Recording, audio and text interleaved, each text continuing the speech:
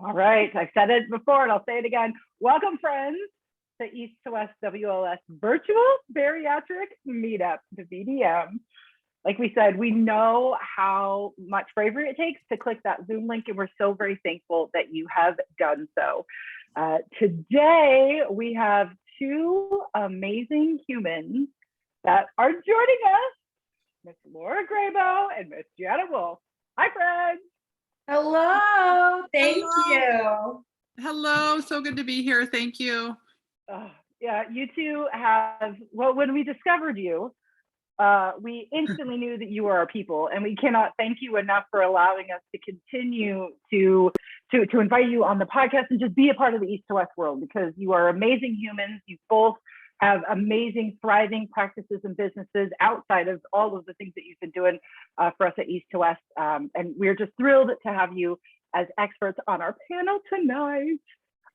If you guys wouldn't mind, I would love to give you about 30 seconds to give an elevator speech, if you will, to everybody who's joining us tonight. Lora, can we start with you?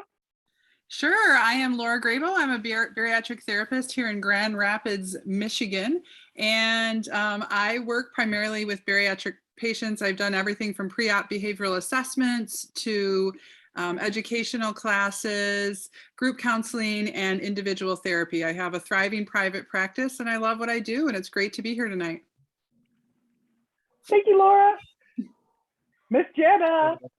Hello, Maxie, my dog, is introducing herself. My name is Jana Wolf. I am a registered dietitian here in Baltimore, Maryland, grew up in New York, and I own Bari Box, which is the first national bariatric meal delivery service, but I also am the director of nutrition for the Greater Baltimore Medical Center, our COMP program, which is I do pre and post-op nutritional therapy.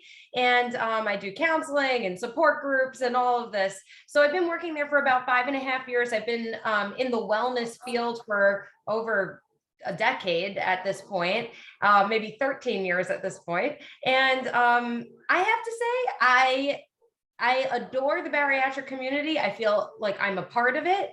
And I want to do everything that I can to help everyone in this community, because I feel like I'm here with you.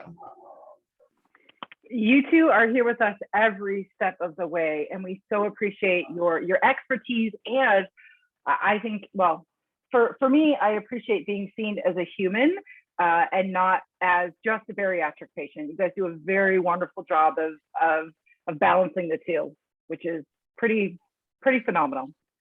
So before we dive in, Natalie and Jason, of course, we have to introduce ourselves as well. Friends, Miss Nat, you want to go first?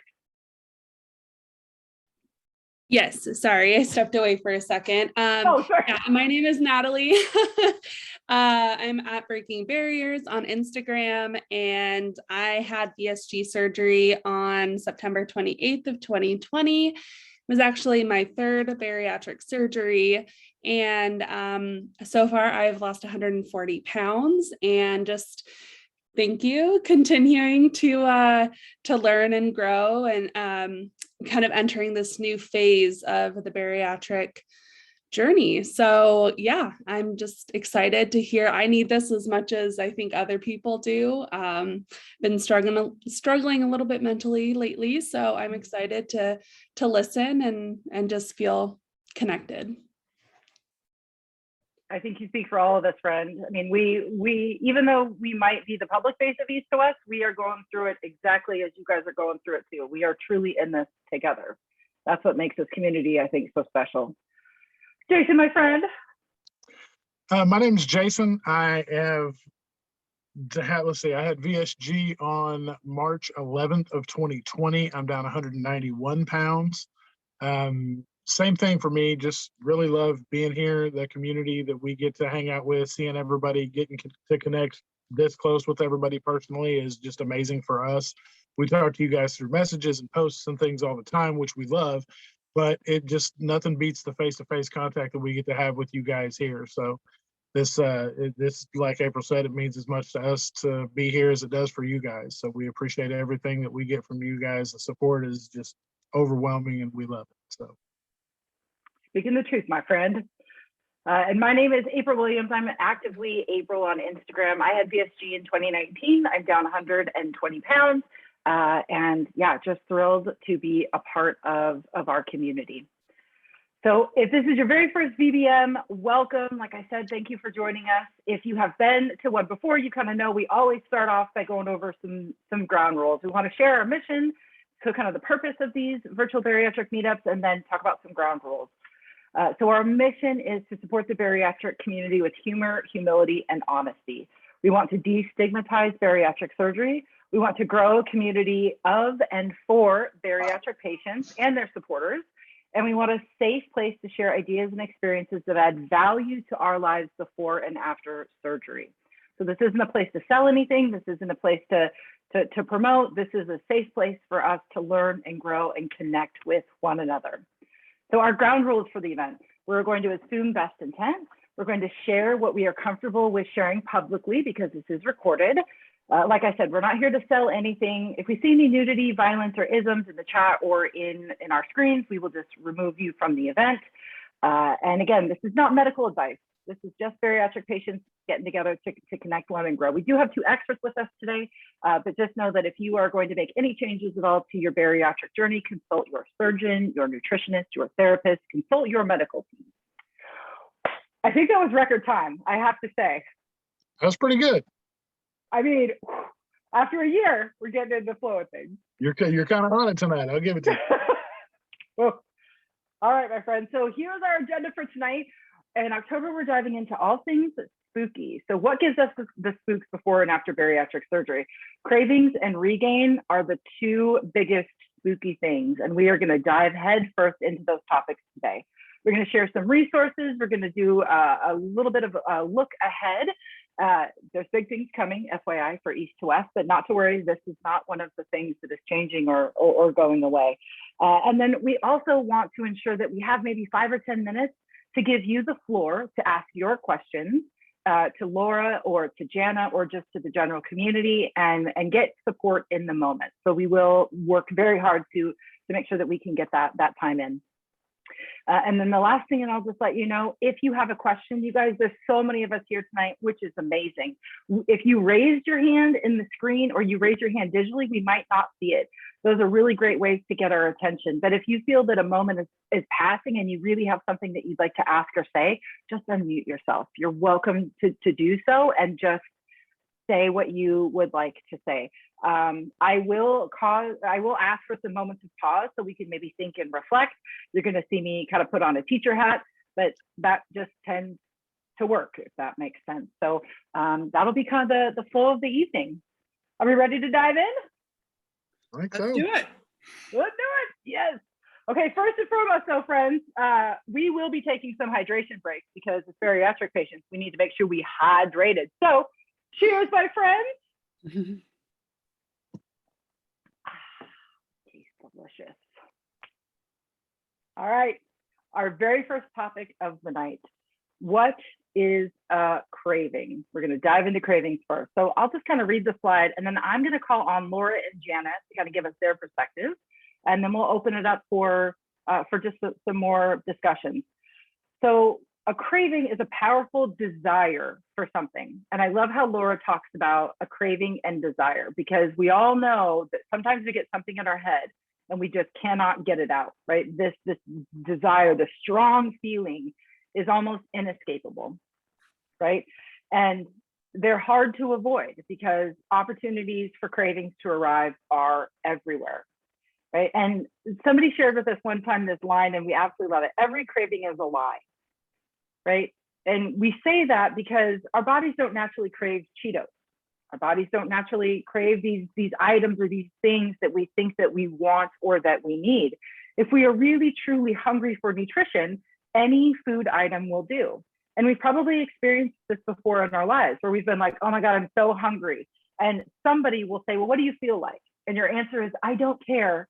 I just need to eat something, right? That's how we know that we have real physical hunger. We've got some nutritional needs that have not been met.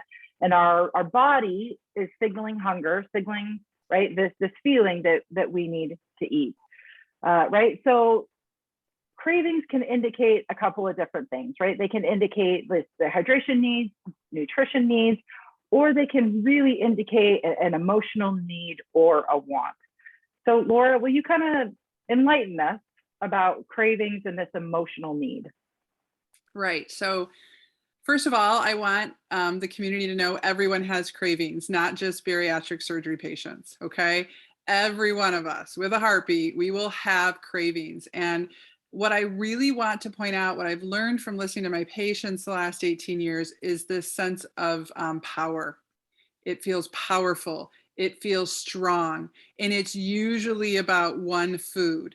I can't stop thinking about chocolate. I can't stop thinking about potato chips. I want pizza. Okay. So it's usually very powerful, and it's usually about one food, and we all have it. And I'm so glad that we're talking about it tonight, because that's how we make it not spooky, right? It's being able to recognize it. And then once we can recognize it and we can name it and know it's normal, we can do something about it. And cravings, yes, the ones I usually hear about, and then I know Jana wants to jump in probably as well too, are usually the ones emotional, right? We think we're physically hungry, but we're really not. And what I want to say, because we have new bariatric patients on here tonight, those who have had bariatric surgery a while ago, this might be the first time you're learning to distinguish between physical and emotional hunger, because you finally have a tool on board that gives you physical satiety. You never had that before. So you might have these cravings popping all over the place. Like, what is this? And that's why we're here to talk about it. Well, and I think too, we either talked about this in a podcast or in a conversation. I can't remember now. And maybe Natalie even brought this up, but for the first time after bariatric surgery, I realized I didn't actually know what true hunger was before surgery. I had just never experienced that before. So then all of a sudden I was really second guessing myself when it came to, well, wait, is this hunger or is this the craving? Because this feeling of true hunger and being full was not something I experienced before surgery. Mm-hmm.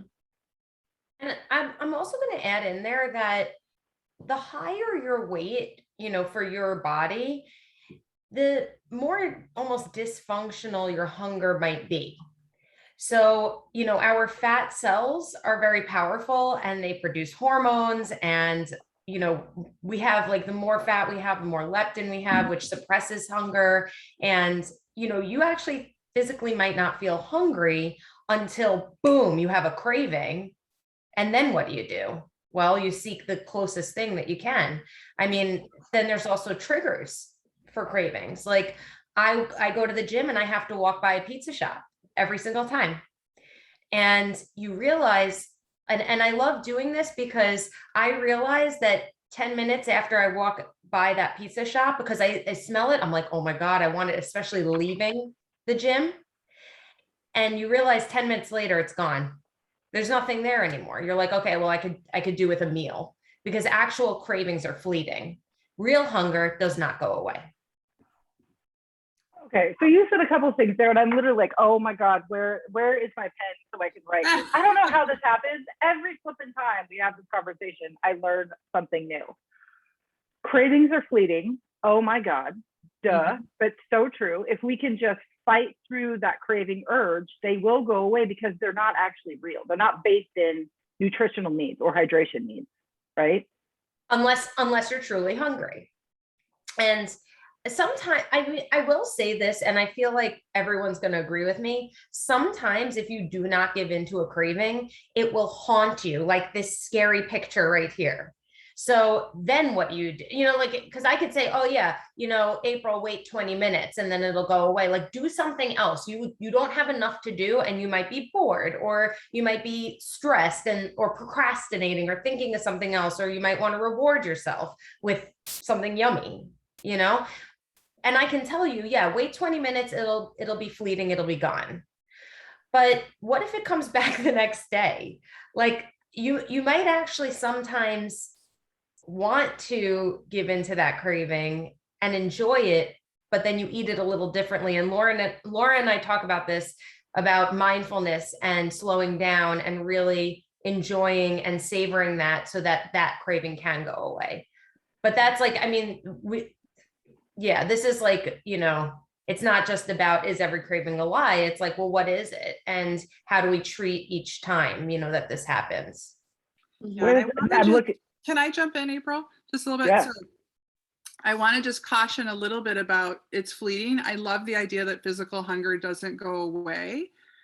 But what's not fleeting, if you will, is what's underneath the craving.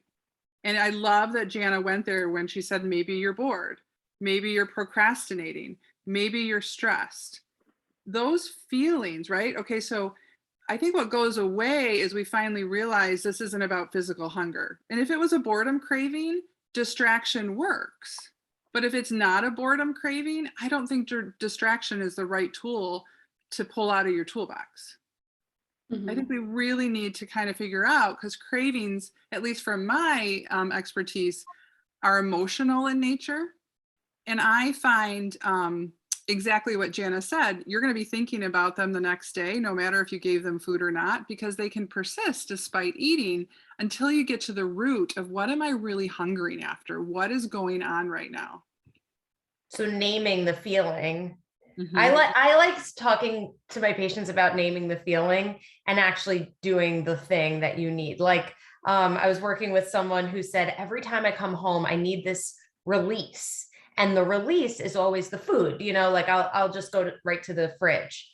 And I said, well, why don't you try like just screaming in the car or throwing on, like blasting some music and just like going crazy and dancing, because she's actually a dancer, this person. And she was like, oh my God, I never even thought of that. And so naming that feeling is so smart. And I think it's like, I think that maybe the ones that are fleeting are the ones when you are physically, like there's a sensory thing. Like if you walk past something and you smell something, or, like, oh, I just thought of like this thing that I love and I want to have it. Well, in our most recent podcast episode, now I'm so excited for you to share this because, well, you're brilliant for lots of reasons, but you said two incredible things on that podcast episode. The first one was an aha for me, and that is so many of us don't know how to name our feelings. And number two is the strategy that you have come up with for dealing with these cravings. So will you share both of those things with us? Yeah. So I realized a couple weeks ago that, I was feeling like, dang, I'm really and this was actually funny from the podcast. A lot of people are like, dang, you're bougie. Your cravings are bougie. And I'm like, okay, but like, I can't help that my dad is a really good cook, So I was finding myself like craving this Italian seafood stew that he used to make all the time, like, especially during the winter. And it's called cioppino. And I thought, oh my God, like, why am I craving this? Like, why this is so random to be like craving. And I had a therapy session. And so I told her, I said, I've just been like wanting this soup, and it comes with like a crusty bread with butter. And like, it's a very comforting, warm meal. I said, I just can't figure out why all of a sudden I'm just craving this all the time. Like, I don't know what's going on. And she basically was like, well, how are you feeling? And I was like, I'm okay, whatever. Like, I just didn't think of it. I was like, yeah, I'm fine, whatever. It's, She goes, no, like, what are you feeling? And I realized, like, in that moment, I, for many years, never named my feelings. And like I said on the podcast, I felt like those toddlers, like, at preschool, like having to point to like the mood map, like the faces on the poster. And I said, well, I guess I'm feeling overwhelmed and like I don't have enough time in the day and that I can't keep up with my house. And like all of a sudden, all of these things were just coming out of my mouth. And she goes, okay, so you're overwhelmed and your dad used to make you this food. So it's a way for you to feel less overwhelmed because someone is taking care of you. And I was like, yeah, I feel overwhelmed. And it was like this whole big like map of trying to get to that place. But I realized in that moment that I had never understood or named my feelings. And I just masked it with food because that's what I was taught to do as a fight or flight response. Well, does this resonate with everybody here tonight? Are there people that are going, oh, okay, yeah, oh, I see a lot of, okay, Yeah. welcome, friends. Yeah. And then, going to, what Lora and Jana are saying, it's like, okay, do I give in to that feeling? Like, do I give in to that craving? First of all, that's like the most expensive soup that you can ever make in your life because it has like everything expensive in it. But also it's like, once I kind of figured that out, obviously it sounds good. Like I would love to have that anytime, but like the craving wasn't as intense because I figured out what was going on.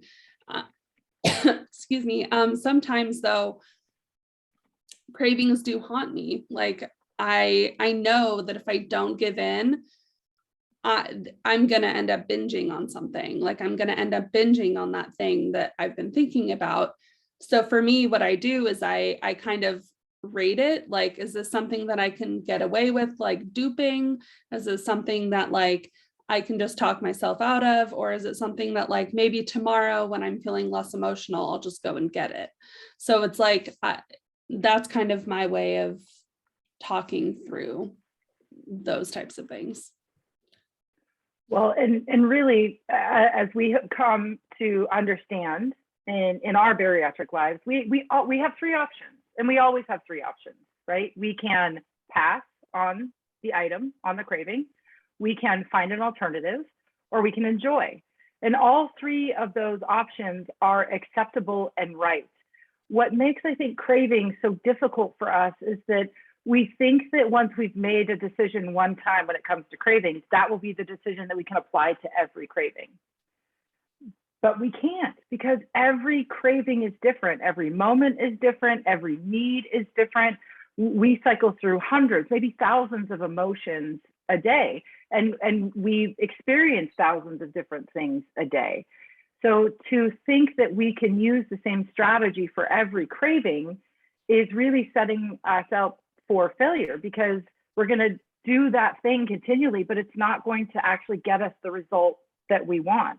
We're either going to continue to obsess over it, or we're going to be upset over it, or we're going to feel like we're constantly denying ourselves, a moment of joy when it comes to food, which we're allowed to feel after bariatric surgery, right? So it's really deciphering our cravings and working through each and every one of them is exhausting. But this is the work of weight loss surgery, which is something nobody tells us. What the hell? And it can hit you. The crazy thing too that a lot of people don't realize is it doesn't have to be like a craving a day or a craving at a certain time. You can get multiple cravings during the day, and depending on, like we talk about willpower as finite, and people just think, oh well, I got willpower, I can just deny the craving, and that may be first thing in the morning. If you're really full up on willpower and you're good to go, you may be able to bypass the donuts that are on the break table. Like there's lots of things with people going back into the office that they're having a hard time with. However, later in the day, after you've had a few things happen to you and you're after lunch and you're starting to crash, those cravings, that willpower is about used up by about that point. So there's lots of times where you start to struggle then, and you have to be able to pull more tricks out of your bag, more tools out of your bag than just trying to depend on the willpower. Yeah, absolutely, friend. Angie had a really great question in the chat, and then Amanda M has a question. So Angie said, cravings are scary to me because I'm always worried it's a slippery slope if I give in to one. And then she says, I know that sounds crazy. That's not crazy. There's literally, I've got a book sitting right next to me that says, you are not crazy. Yeah, I don't know. So Lora, Jana, any suggestions for Angie? How would you help counsel her through that? First, I would say you are not crazy. But I would also say you can trust your judgment. You're learning that, and you need to pay attention. So if you have a caution, there's a reason you have a caution. And some people can scratch the itch. But if you struggle with sugar addiction, you can't scratch the itch with sugar, because that can turn from a pebble into an avalanche in a nanosecond. And I love that author. Can I tell you the scoop on the title of that book though? Mm-hmm. In the cover, I was so Food Junkies, and the cover, I am a big advocate to end weight stigma and weight bias, and I was really surprised that Dr. Vera Tarman came out with that cover, because I think it promotes weight stigma and weight bias. And if you've ever heard Dr. Vera Tarman speak, she actually talks about if you buy that book to put a big black sheet of paper over it because she wasn't allowed to pick the cover or the title. Not surprising. Okay. So anyway, sorry. I always have to get that out there as my PSA, but there's good stuff in there. I think we do need to caution. Many of our bariatric surgery patients struggle with a disorder called binge eating disorder. And your disorder doesn't go away just because you had bariatric surgery.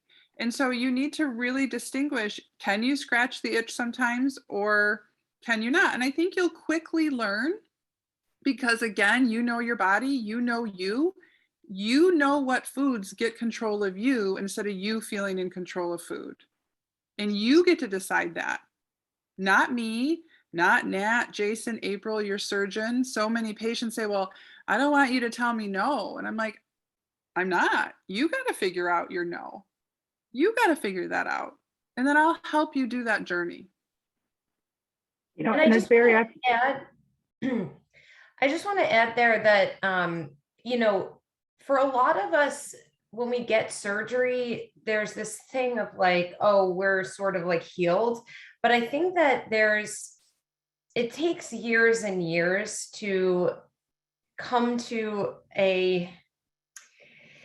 how do I say this? To come to a better relationship with food where you can trust yourself around food and you're not restricting so much that the thought of having something is scary but that takes a lot of effort, time, and practice, and you can train yourself to work with yourself and to trust yourself again and to build that respect for the food. So, you know, I know for my own experience, it's taken me years to really trust myself around certain foods. It started with mindful eating techniques. It started with slowing down, with savoring the foods. I've worked with patients in my office eating things like dark chocolate, things that do have some sugar in them, and retraining them how to approach that food, that trigger food for them in a very different way than how they might have eaten it previously. And I know that with restriction, there does come more binge eating, there does come more craving, and naturally, your stomach is restricted after surgery. Yeah. So We had a really good question in the comments. Also, trigger warning for anyone watching or listening. What constitutes a binge? What is a binge? Someone asked. Okay, so I can jump in on that. So it's very interesting. So, and Nat, I believe it was you who shared in the chat, you said you struggle with binge eating disorder. So binge eating disorder looks very differently. We are all bariatric surgery patients on here, and binge eating disorder looks very different after bariatric surgery because it doesn't really meet the criteria for the binge. If we really look at, the criteria I have to use if I give someone the diagnosis of binge eating disorder, and it's like eating a large volume of food in a short amount of time, guess what? And then it's feelings of shame and guilt afterwards, doing it in secret. There's a whole list. I don't have it right in front of me. You can't do the whole large volume in a short amount of time anymore after bariatric surgery. So all of us headwork people, all of us psychologists and social workers, we started seeing this eating after bariatric surgery that we had to rename. We started seeing this eating behavior, and what we call it in our community is we call it loss of control eating. Instead of calling it binge eating episodes, we start seeing loss of control eating, that you aren't able to do what Jana just described. And you find yourself grazing throughout the day on slider foods, and you're feeling like food's getting in control of you instead of you feeling in control of food. I remember years ago, I remember like it was yesterday, a bariatric surgery patient calling me in a panic, leaving a voicemail, like, Laura, you got to call me right away. Call me right away. And I called her back. She's like, what? She's like, I ate chocolate covered potato chips. I didn't even know there were chocolate covered potato chips, but they're a thing. They at that time they were sold in specialty stores. And she said, I couldn't eat them all in one setting. It was about a bag that was this big, but I ate the bag throughout the whole day. And that really concerned me. And again, that was some symptoms of her binge eating disorder coming back, just looking very differently. Does that answer the question? I hope. The key is control, right? And that's why I put that in the chat. And I said that it's when you feel like you start scratching the itch and it is a little bit of a pebble, but then it keeps rolling and you can't stop. And that pebble turns into the avalanche. And not every bariatric surgery patient is the same. And some may be able to do mindful eating and intuitive eating and might be able to do it for the first time since bariatric surgery, like Jana's mentioned.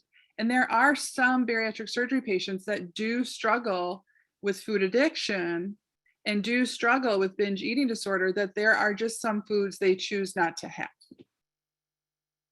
Yeah, and that I know that in our community too, it feels controversial, right? It's almost like sometimes we get shamed for saying I'm abstaining from a certain food, right? Because the goal is we can enjoy everything in moderation and all this wonderful stuff. But for some of us, I have to abstain from Cheetos because if I don't, I'm going to eat the entire bag. And that's not healthy, nor is it aligned to my bariatric goals. So I think just getting to this place where we can very clearly identify our behaviors around eating, understand them, and then have the power and the efficacy to make a decision for us is needed. But it's so hard because for so many years, we have not trusted ourselves. I never trusted myself around food or my hunger signals. And now as a bariatric patient, I'm being asked to trust myself all the time. And that is terrifying. But we do have to realize that we have permission to run our own experiments. And we do have the strength and the knowledge and the intelligence to go, that did not work. So I'm not going to do that again. It's not easy, but we can. Jana, I know you have something to say, and then Amanda has a question. I want to absolutely make sure that we get to her question. Okay. I just want to say that with, having that control and having that willpower and trusting ourselves, or maybe not trusting ourselves, I think that it's really important also to just set yourself up for success. So, taking the decision out of the equation where, can I have my Reese's peanut butter cups tonight? Or do I have to, not have them and think about them, but I know they're in the cupboard. Why are they in the cupboard? So that's the question. Like, you have to actually prepare your environment for success. And I call that skill power over willpower, because willpower runs out like a battery. It goes away. Never rely on it. It's not reliable. If you set up your environment for success, you have lots of, very high protein, balanced meals, foods prepared for yourself, snacks that are balanced, that'll bridge the gap in between your meals. That's skill power. And then you don't even have to ask yourself or not trust yourself because it's not even in the house. But that's a bigger discussion because then you live with other people. So we can talk about that later. When you present that on the podcast, Jana, I think it was one of those like moments where my brain, kind of like misfires, and I'm like, I'm sorry, what?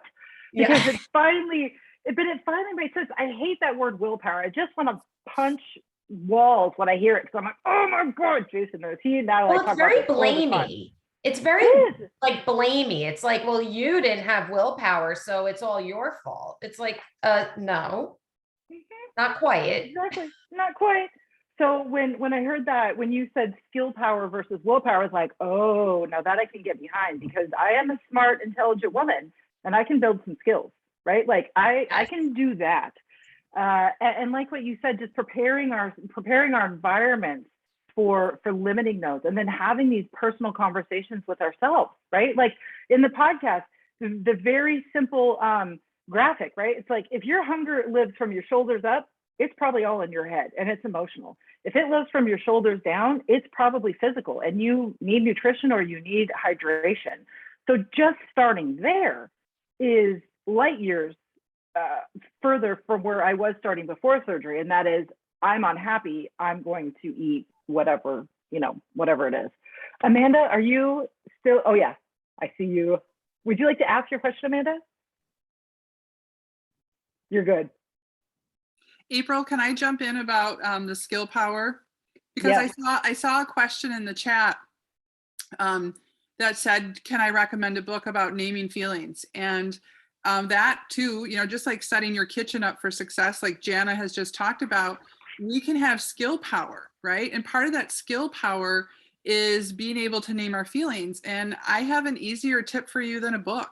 Just Google feelings list and they come up. These amazing feelings list comes up, and you know, feelings A to Z, and you'll never realize there are so many feelings. They sell these really cool pillows now. I want to get one for my therapy office with the wheel of feelings. And the first assignment I often give, I actually, this is an assignment I give to my online course students. I've given it in group classes before. I give it often in individual therapy when I'm working with bariatric surgery patients, is exactly this: begin to name your feelings. And you can't name them until you know what they are. And so I just print up a list and they take it home. And every day you just start writing down 2 feelings that you had that day. And then you're starting to build your skill power around feeling identification. And once you identify it, you can honor it in a non-food way. I think that's why I had this journal, this daily journal that I used a lot during the first stages of my surgery. And there were, it was a prompted journal. And so it had a morning and an evening. And in the morning, it had you kind of write out your feelings or whatever, or how your day is feeling, what you have going on for the day. And then at the end of the day, it gave you a list of feelings, and you can check the little boxes that said, like, today I felt, and you just check everything that you felt that day. And I think that also really helped, especially on the first stages, preparing for surgery, as well as going into surgery. And after, feeling my feelings and acknowledging my feelings at the end of the day was really helpful for me. And I know I had to learn this, like what you said, Nat. You really do kind of have to get in this habit. You have to force yourself to interact with your feelings often. And that sucks because most of us are not used to doing that. And what I finally learned about myself is swearing is my second language, right? Or it's my first language, right? As I'm sure this is not surprising to those of you who know or listen to our podcast. But if I ask myself, what are you feeling? And my snarky response is, oh, mama, you know, a bunch of swear words. Then I can say, like, well, what is it? And I just get angry with myself. And the first thing that comes out of my mouth is usually the truthful thing. And if I say something out loud, if I say, I'm just effing annoyed, fed up, I feel displaced, I feel not valued. And if I speak that out to the universe and it sits heavy in my soul, if it sits in my gut and it does not bubble back up, oh, that's it. That's how I know. I didn't know that before surgery. Just like I think a lot of us, we don't know what's the truth for us or not. But it's because we've never given ourselves that moment of pause to go, is that really what I'm feeling? It is, because it's not coming back up again. It's just sitting heavy in my soul. I think if your feelings could talk, April, they would say, thank you. Thank you for finally listening to me, naming me, and not feeding me food. Yeah. Well, because, I mean, we all know, I mean, I think, Jason, you and I talked about this recently. My bag of Cheetos, your box of Cheez-Its is not going to fix anything that's going on. No, and it's not. And the worst part about it is much like all the other slider foods, it turns mindless real quick. You start replacing meals for bowls and boxes and half a box, and you start with a box, a little box, and then you go to a bigger box, and then before you know it, I was rocking a family size box, and it was lasting me a day and a half before I would blow through it, because I would just be like, oh, well, you know, I could eat dinner, but if I don't want to eat anything heavy, I'll just have another bowl of these. So you start, you know, it's where you get to the point where you're, you know, not so much, because you'll have days where you eat heavier than other days. So some days you'll be really hungry and you'll eat more, and those days are fine. This isn't that. This is something completely separate. This is where you don't eat a meal at all because you can just eat another bowl of Cheez-Its and get on through the day, because at the end of the day, you wind up being able to pack in more throughout the day. So it's something completely different that I had to just, like I said, shop smarter and just start shopping online and not going to the store myself because I can't buy it if I'm not there. Yeah. And You know, yeah. I'll just say this really quick. What's so important about all of these stories, you guys, is I hope that you're starting to understand you are not alone in this struggle. That we all struggle with it. We struggle with it in a little bit different ways, but you are not alone in this desire, in this experience. And this isn't, as Lora said, this isn't a bariatric thing. This is a human thing. We have the bariatric element, which means we've got some different layers of complexity. But the struggle is the struggle is the struggle. Go for it, Jana. I wanted to use one visual because I use this sometimes with my patients and it like really sort of is like, whoa. It's like if you get a big cut and instead of cleaning it, bandaging it, and taking care of it, you just sit there and eat the Cheez-Its. You would never do that with something physical. It's the same thing emotionally. And then I also just wanted to say, because someone was asking about what a slider food is, and yes. I really talk, I mean, when I tell you I talk to like thousands of patients every year about slider foods, it's one of those things. Yes. It's like, it kills me because, and Nat said, nutritional, like foods that don't have a lot of nutritional value, but that are also like sort of high in carbs that don't have a lot of fiber in them. So those really simple carbohydrates, like the chips, cookies, crackers, cake, candy.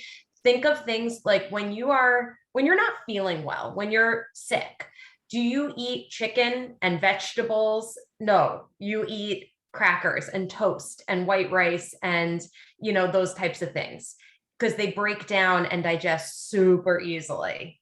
So you could eat a lot more of that, even if you're still eating small amounts, with regular balanced meals, you can sometimes really surprise yourself with how much you can actually eat longer term down the road with those slider foods. Popcorn is a big one that I see. We always joke about like we could eat a garbage bag of popcorn. That's like our joke at work. Yes, I think half the people here, you could say boom chicka pop and everybody would be like, Yep. Yeah. That. Yep. Mm-hmm. And Sierra, you cracked me up in the chat. Because you and I did the exact same thing. I love Berry Box meals, right? And they came and I was like, Jana, I don't think this is a right serving size for me. And of course I hadn't had one at that point. I ate and I could only get it halfway through and I was like, oh my God, I've been eating like a horrible human. I've been eating garbage but yet a whole bag of Cheetos ain't no thing. Half a Berry Box meal, I'm out. And you never eat like a horrible human because there's no morality in eating. Like you're either eating towards your goals or away from them. Amen, sister. Thank you, Jana. Thank you for checking my mindset. Correct. Sometimes I don't eat aligned to my bariatric goals. There's some ninja moves for y'all. That was an awesome reframe. I'm so proud of you. Look at you doing the work of weight loss surgery. Mindset work right there. Well, when I have Lora and Jana on my shoulder offering me advice all day long, this is what happens. I don't know, that might be a trigger. But it's all about how you respond to the trigger. So, friends, we have 15 minutes left. This is why these events are so good that we always want more. With those 15 minutes, maybe just a very quick poll. Would you like to quickly move through Regain, or would you like to open the floor to questions or concerns? And while everybody is responding in the chat, please raise a glass to ourselves for being here tonight and learning and growing together. Cheers, my friends. Here I am and I don't have mine. Laura. Right? Strike one. Okay, the vote is Regain. I see Let's do it. Let's do it, my friends. I'm going to go through this very quickly, but we will again address the experts. Okay, my friends, Regain. Weight fluctuations in the human body are normal and they are natural. I have had not a 10% bounce, but my therapist, Wendy Rawlings, when I freaked out about some regain that I was having, she told me about this 10% concept, and we will kind of get into that. But it really helped me reframe my thinking around my size and my shape. Somebody on the podcast, it was a Des or Maddie, maybe Michaela, they just very simply said, weight is just simply your gravitational pull towards the center of the earth. And I was like, why have I lived 40 years and never heard that before? So if we think about, if we think about our weight as just a simple metric of gravity, it takes some of that power away from it, right? So when we're talking about regain, we want to make sure that we understand that it's normal and that we can expect to regain weight throughout our lives and throughout our bariatric journey, right? And when we say regain, we're talking about something that we have found after we have lost it. It can be caused by internal or external causes or factors. Some things are in our control, others are not. When it comes to bariatric weight gain right after our surgery, a lot of those things are in our control. But there are some very serious and real biological issues or things that happen in our bodies that cause our weight to go up and down. And that is normal, and that is nothing to be ashamed or worried about. It's just what happens in humans.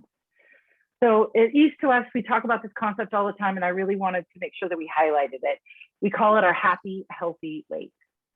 And a happy, healthy weight is a weight that we don't mind working to maintain for the rest of our lives. It is a weight that allows us to be metabolically well, and it's a weight that feels right for our bodies. Some of us have reached a low weight that did not feel good for us. We didn't like the way we looked. We were not metabolically well. We were experiencing some issues. Some of us have lost a significant amount of weight, but we're still not at that happy, healthy weight because it doesn't feel right to us. We know or we feel compelled to do a little bit more work, perhaps to find a different lower weight, or it just doesn't feel right. And this can be really hard to dial in on when we have maybe never been at our current low weight or at a weight that's lower, or we're very scared to reach that number because we don't know what it means. So that's kind of our approach. So that's our mindset when it comes to regain. Lora, what are your thoughts on regain? I love that you said it's going to happen. And I'm seeing people sharing in the chat about they feel a lot of shame about regain. I don't want you to feel shame about regain. It's going to happen. And if you stay stuck in your shame spiral, you're just going to get more regain. Here is, I think, the most powerful truth I can share with you about regain. First of all, April, I loved what you said about happy, healthy weight. What we know in the bariatric community is many bariatric patients don't stay at their lowest weight. It is, and I don't want to spend our time there, but statistically on all the charts we see bariatric surgery patients do bounce up some, and then we want you to level off. This is the key, okay? And I know that you all want that more than we do. Your biggest fear is gaining all your weight back. That's why you all typed regain in the chat. When I first started working with the bariatric community back in 2003, and I'm giving all these headwork tools, and they're getting nutritional tools, and they're getting exercise tools, and we started to see regain. And I'm talking regain, more than what is expected. And I'm like, what are we missing? And I sat down with one of our bariatricians. I worked for a program that had 2 obesity medicine doctors. And I sat down with her and I said, what are we missing? And she's like, Lora, obesity is a chronic disease. It doesn't go away. And I was like, light bulb went off. And I said, oh, so if obesity is a chronic disease, like other chronic diseases, autoimmune diseases, okay, so let's use that. So we could use rheumatoid arthritis or something like that. You're going to have times when they're stable and when they're flared, or when they're in remission and when they're flared. So I said to this doctor, I said, so regain is a symptom that their obesity needs more treatment. And she's like, yes. And that never went away. That's why I want to lift shame for all of you. When you are struggling with regain, It's your obesity saying, I need some help. I need some treatment. Just if your blood pressure was up, you'd call the doctor. Now, if I was sitting with people, right, and saying, tell me a little bit about what's going on in your life right now and regain is happening, I hear stress. And when stress happens, all of your treatment tools you've been using, okay, what's your treatment for obesity besides your tool? Tracking, movement, coming to VBMs like this. So going to group, weighing at least once a week, writing things down, planning your food, getting your protein. So I start talking to patients and we talk about, like, are you able to do any of that? All their treatment had went out the window. So no wonder we are seeing regain. If you remove treatment, your symptoms come back. There's my 2 cents for the night. Is anybody else like, is your brain rewiring too? Go for it, Jana. Okay, so as we know, I also work with lots of people with weight regain. We deal with this every day. I want to say 3 things that can sort of jumpstart you, because I know that a lot of you are saying shame. It's because you think that there's failure. And there is no failure, because we need to think of this in terms of an infinite mindset. So like Lora was saying, yes, this is a chronic disease throughout the lifespan. Then, once we get the surgery, it's not just done. So we need to keep treating what's going on internally. But the way to do that mentally sometimes is to just take a step back. Everyone is always asking me for a reset. Can I get the latest reset, or like go back to the beginning and do like the diet progression over and over again? No. So my reset is always 3 things: reignite, reprogram, and refocus. Those 3 things. Reignite your why. Why are you here? Why are you doing this? Why do you care? What is it? What's in it for you? Number 1. Reprogramming your mind. So building those tiny habits. Lora and I did a talk on forming tiny habits, and really like just planting tiny seeds over and over and over again, and retraining your mind to say, oh, this is actually good. My body responds well to this. And then 3rd is refocus to the basics. And the basics are going to be, 60 to 100 grams of protein every day, taking your vitamins every day, getting your fluid in, limiting the slider foods, all of these things. So those are 3 things that you can sort of just think about: reignite, reprogram, and refocus. I am putting that in the chat as we speak, you guys. We're all reading each other's mind. Well, and really that was, our focus in September was getting back to basics. And I think when we get stressed and the shame of regain comes, right, our brain is flooded with your failure, you can't do this. And that automatically puts us in this mindset of, I don't know what I'm doing. Even though you've actually been doing this work for months or years, we do know what we're doing. It's that our new brain knows, oh God, this is going to be a lot of work. And our old brain's going, don't do it. Nope, I've got something that'll get you comfort, right? Like, nope, I've got this figured out. But the fact that we're all going, we feel this pull between our old life and our new life. That means that something has changed. And it means that we are hopeful for ourselves for the first time ever. Even if we are 99% sure, like, I don't think I can do this. It's that 1% that's going, nope, you actually know how to do this. And you have the evidence that you can, because you have lost some weight, because your size and shape is different. Something is different. And I love how you said that: reignite, reprogram, and refocus. It's not fun, but it's what we need. Yeah, Angie. I just want to say that I can totally relate to this, because I think it's about not trusting ourselves right now, because we have failed so many times before we had surgery. Like I know I'm 15 months out and I've been pretty successful, but I have my slip ups. I eat when I shouldn't. I tried all 3 types of wedding cake at my daughter's wedding this weekend, and I enjoyed every bit of it. But I was on that scale Monday, praying to the scale gods that I hadn't gained. But I did go up a pound. But I think that it's that trusting. We don't trust ourselves, because we have failed so many times. Like, why is this different? Even though we have this incredible tool. And I think that it just kind of comes down to that. And I wanted to tell Amanda, you're in the right spot. You know, you're here with all of us, and you're still ahead of the game, and just keep coming back here, and you've got this, and we're here for you. And like April and Jason and Nat always say, you know, they've got us, and they really do. So I'm glad you're here, Amanda. A very powerful sabotaging thought you'll hear when you're struggling with regain is, I have to manage this by myself. I can't talk to anybody about it. And that's the worst possible thing you can do. You need to get involved in the community and reach out and say, I'm struggling. Because just as if you were struggling with a symptom of another health problem, you would call your team and you would get help. This is the same thing we want to do. All those steps that Jana mentioned, I loved her 3 steps. That's treatment, friends. That's treatment. Sorry, yes. Oh my God, you guys. What you're saying in the chat, what I'm hearing in my ears,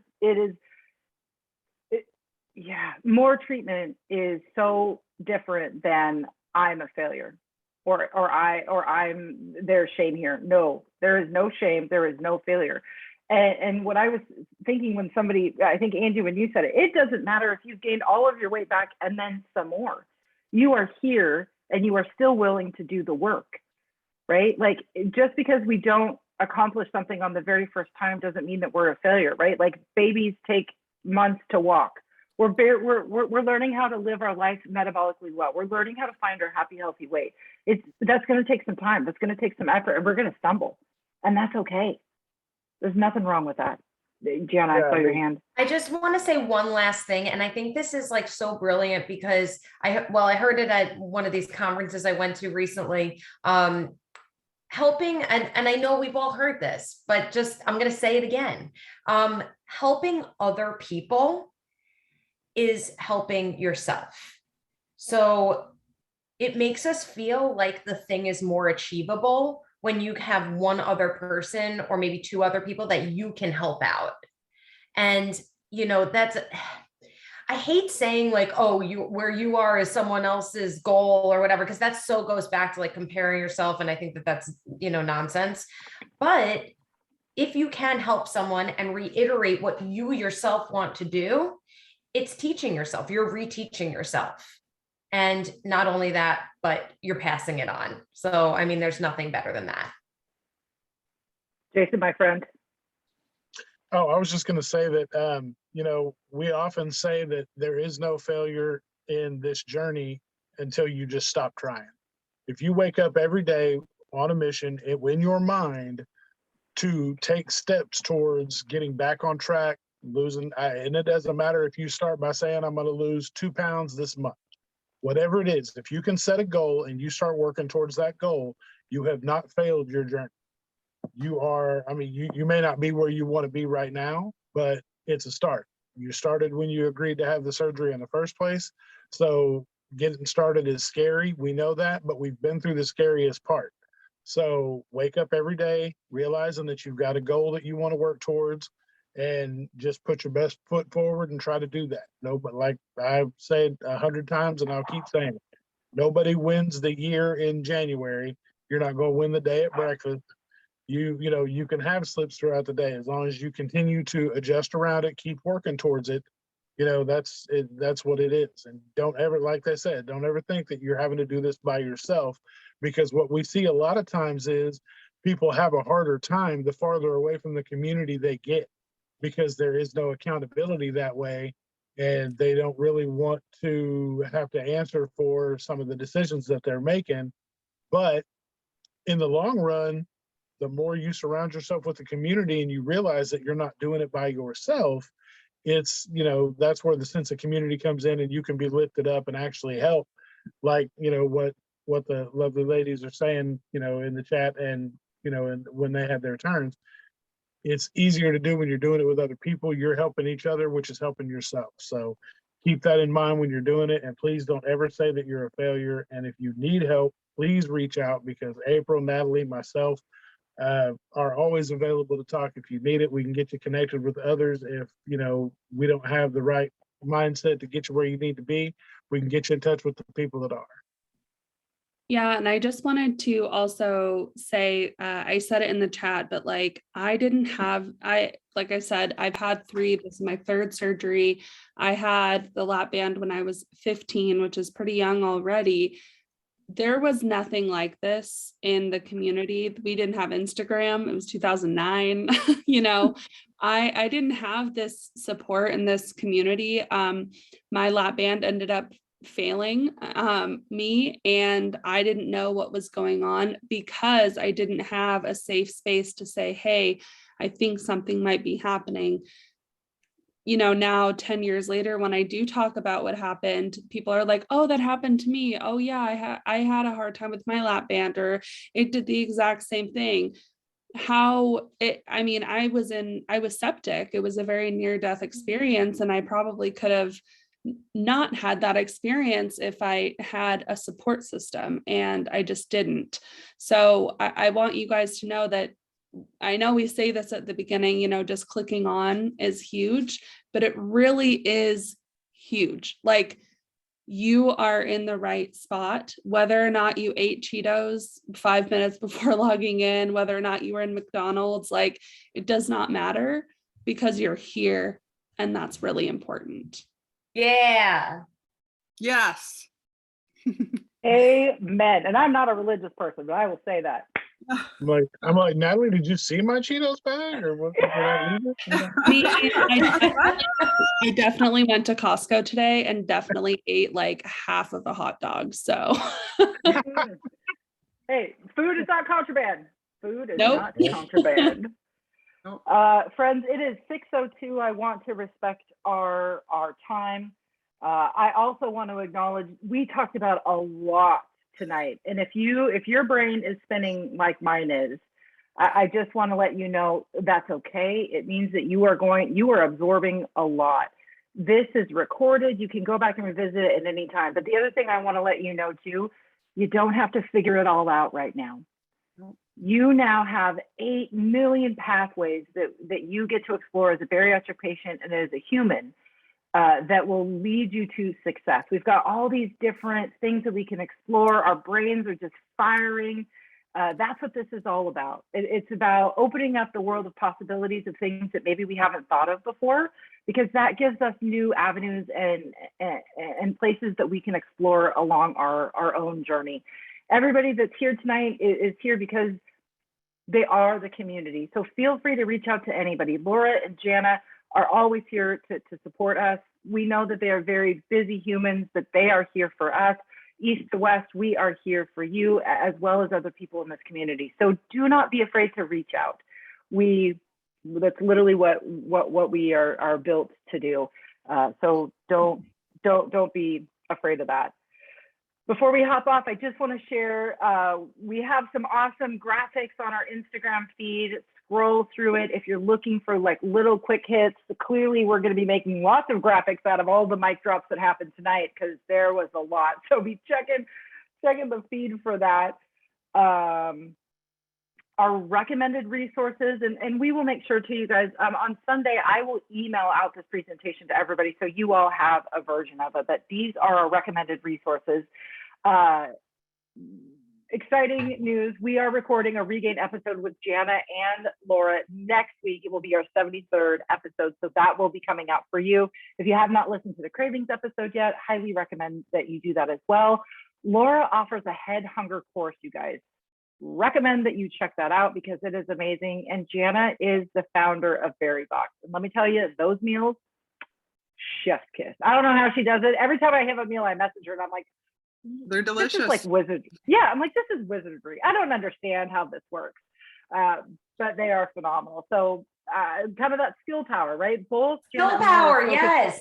It's that skill power. If I got BerryBox meals in my fridge and I got Laura's head hunger class playing in my ears, I know that I'm going to find that success. Okay, very quickly, are you leaving today with what you were hoping, or was this a valuable use of your time? Let us know in the chat. I haven't been watching the chat. I'm assuming people are getting, okay. People are loving it. They're loving it. Awesome. This support is so needed. It has been missing from our community. We are thrilled to have Lora and Jana as experts.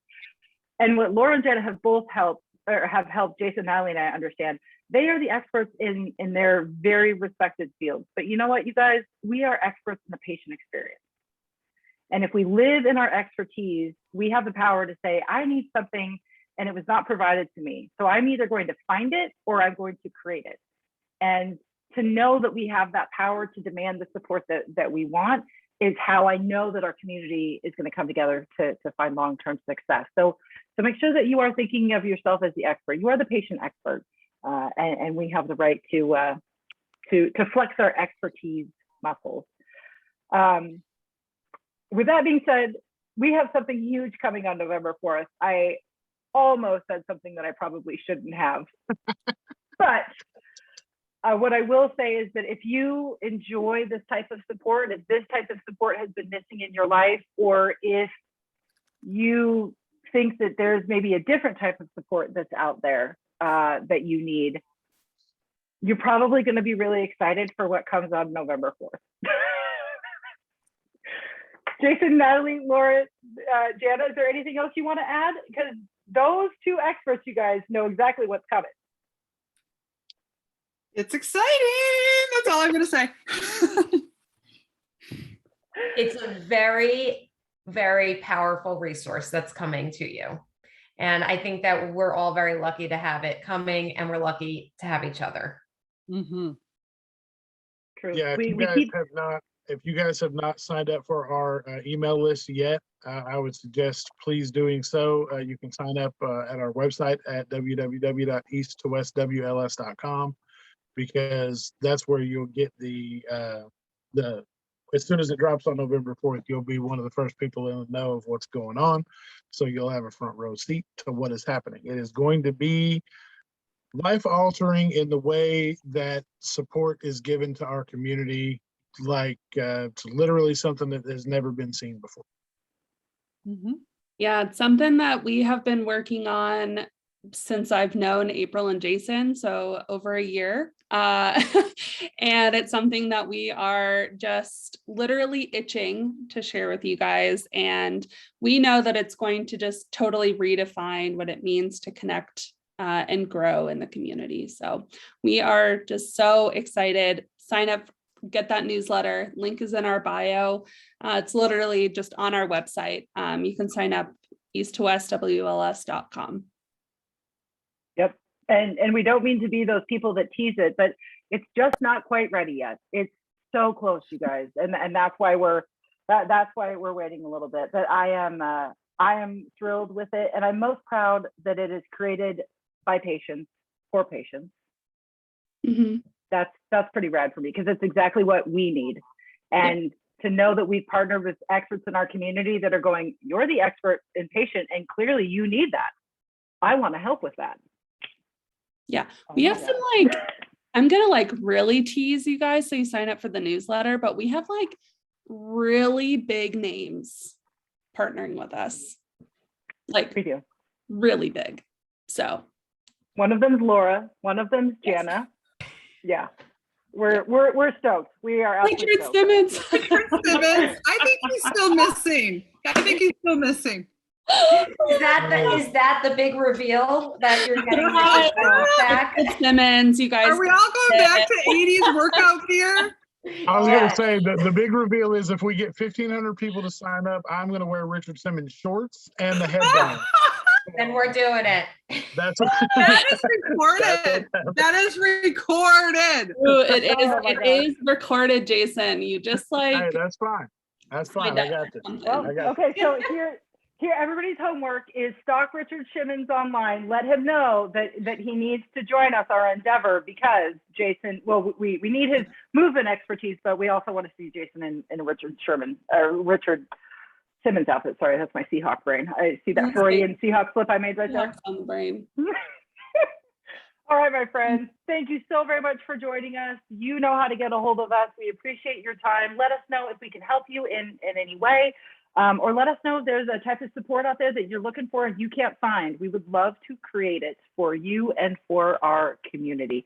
I'm going to stop sharing and I'm going to stop recording. We'll hang out here for a couple more minutes and just say goodnight to everybody. But thank you for joining us. And as we always say at the end of the podcast, you've got this and we've got you.